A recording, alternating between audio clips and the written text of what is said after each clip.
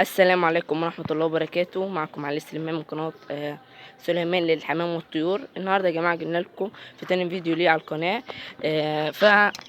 اللي كنت أول مرة تشوفني اعمل سبسكرايب للقناة ولايك وشير للفيديو عشان نستمر في نشر الفيديوهات. تمام. دلوقتي انا هقول لكم على المواعيد اللي بخش فيها للطيور علشان تاخدوا برضو معلومة عننا. تمام. زي ما انتم شايفين يا جماعه دي طيورنا، بط، ديك رومي، كل ده بنوكله. زي ما انتم شايفين في معز جوه، فاحنا ما نقدرش نوكل الطيور مثلا اللي هي الديك الرومي والبط الصغير ده.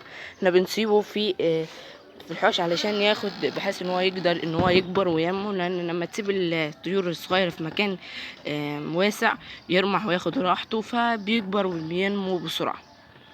تمام. فاحنا بناخد الطيور كلها اللي هي الوز الصغير، الطيور الصغير، ونطلعهم بره ونحط لهم مثلا اللي هو النخاله والعلف والربيع. تمام.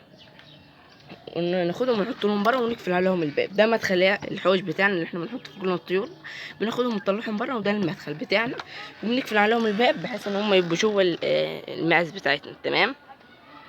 ونحط لهم دول، نحط لهم ربيع. تمام.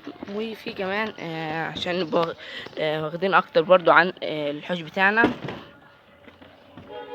انه في المدخل ده بيخش منه اللي هو الفراخ الصغير اللي هي زي الديكروم الصغير ده، البط الصغير ده. زي ما انتم شايفين هو ده يا جماعه المكان اللي هما مثلا يخش فيه الديكروم الصغير. زي ما انتم شايفين ده البط، كل اللي جوه اللي بياكلوا من جوه. تمام. فعشان يبقوا هنا لوحدهم والماعز هنا لوحدهم، بحيث ان هما دول ياكلوا مثلا ربيع.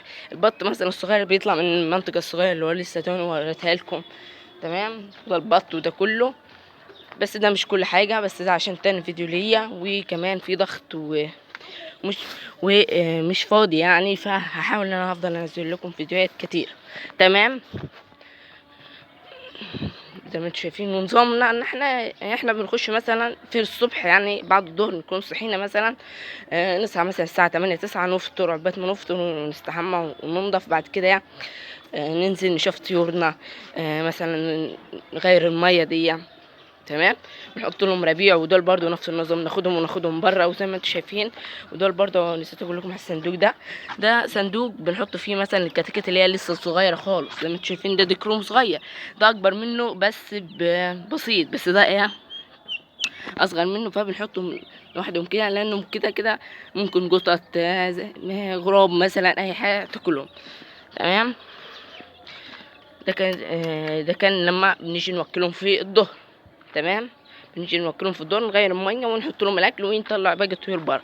اما بعد كده بنيجي نوكلهم تاني بعد العصر، ودي بتبقى اخر مره، يعني الساعه 5 كده قبل المغرب بشويه. انا بصور لكم برضو الساعه 5.